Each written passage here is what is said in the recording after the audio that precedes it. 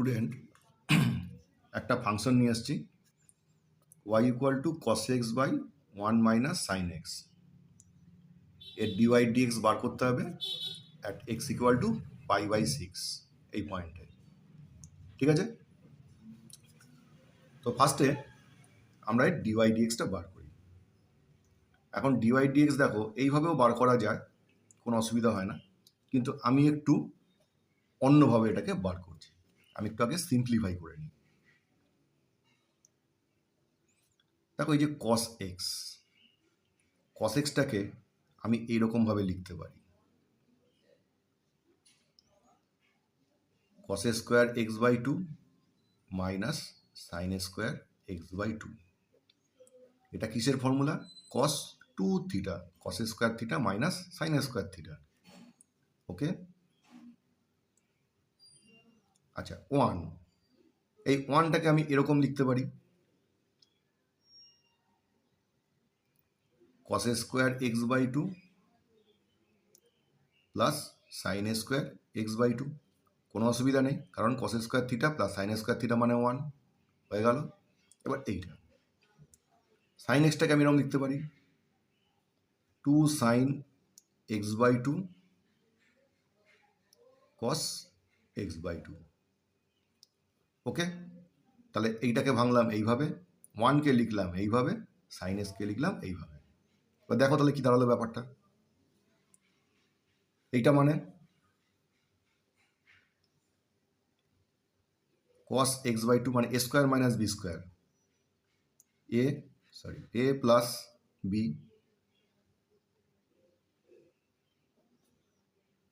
Into a minus b, a plus b into a minus b. এটাকে ভেঙে ফেললাম।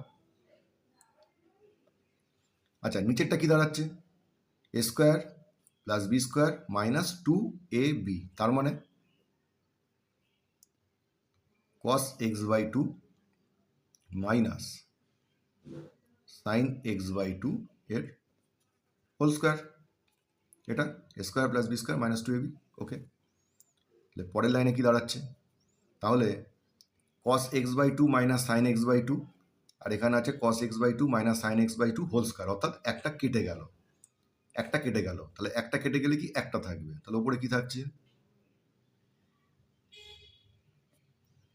Plus sine x by 2, একটা কেটে গেলে একটা থাকলো।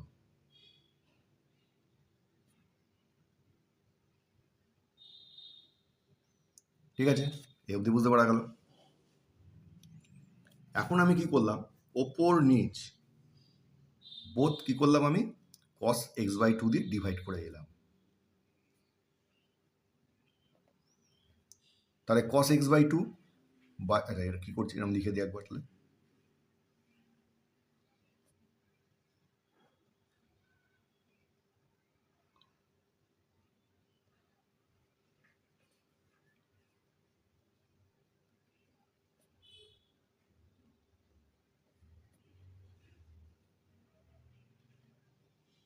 ঠিক আছে। তাহলে আমার কি দাঁড়ালো, cos x by 2 by cos x by 2 1 plus sine x by 2 by cos x by 2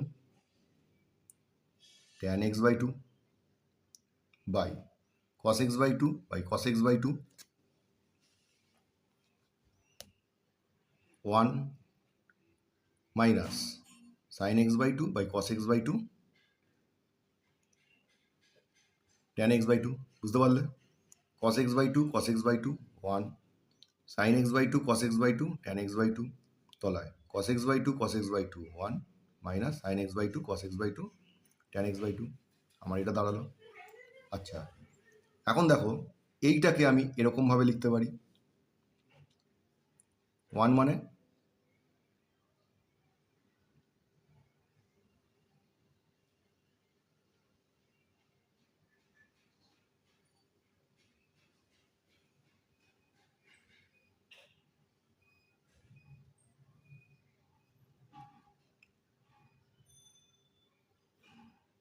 tan 45 minus x/2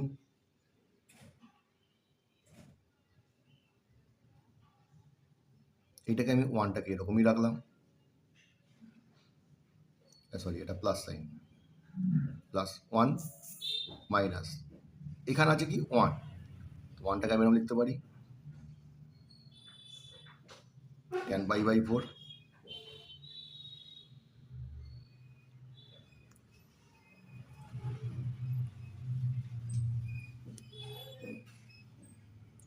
কি করলাম ওয়ানটাকে লিখলাম tan π/4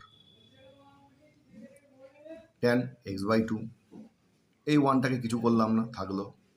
এখন দেখো এখানে তো একটা ওয়ান আছে, কোনো অসুবিধা নেই, ওয়ান দিয়ে মাল্টিপ্লাই করলে কিছুই হয় না, মানে ওয়ান, সেই ওয়ানটাকে লিখলাম tan π/4, এটা থাকলো tan x/2। ওকে, তাহলে পুরো জিনিসটা কি দাঁড়ালো?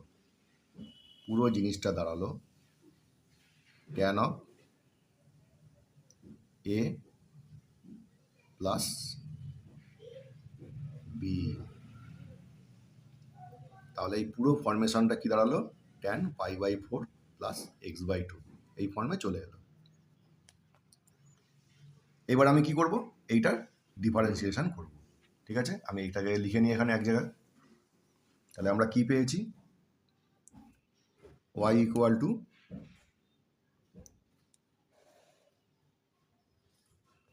Two tan π/4 plus x/2। Okay, পুরো জিনিসটা সিম্পলিফাই করে দেখো আমরা এই জিনিসটা পেয়েছি, আমি এই জিনিসটাকে এখানে লিখে নিলাম। এইবারে dy/dx বার করছি। তাহলে dy/dx করলে কি হবে? tan এর dy/dx কি হয়? sec square.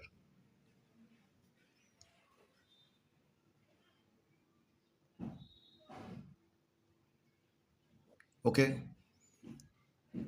tan এর dy/dx sec স্কোয়ার, আর x/2 এর জন্য কি হবে? Only half. ওকে, তাহলে ভালো করে লিখে নাও। তাহলে হাফটাকে আমি আগে নিয়ে এলাম, sec স্কোয়ার π/4 প্লাস x/2। এইবার আমাকে কি বলেছে? x ইকুয়াল টু π/6 এই পয়েন্টে।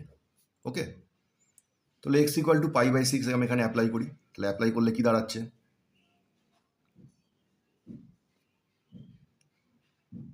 Half sec square π/4 plus x এর বদলে π/6 বসালে পুট করলে কি দাঁড়াচ্ছে? π/12, তাই তো? ঠিক আছে, এবার সিম্পল অ্যাড করি।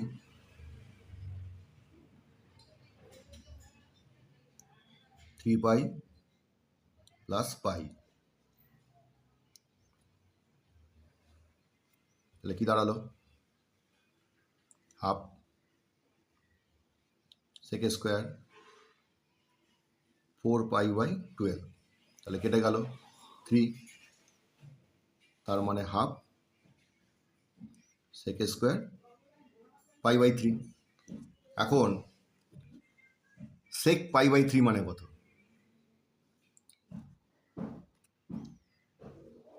sec π/3 means 2। ঠিক আছে, তাহলে এটা কি দাঁড়ালো? Half into 2a square. তাহলে হাফ ইন্টু 2a স্কোয়ার মানে একটা 2 কেটে গেল, কেটে আমার কি দাঁড়ালো? 2। তাহলে এটাই হলো আমার কি? dy/dx 2 at x equal to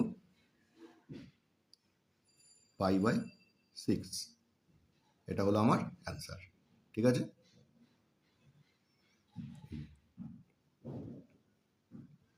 এই পোর্শনটা হলো আমার অ্যান্সার। আশা করি বুঝতে পেরেছ অঙ্কটা।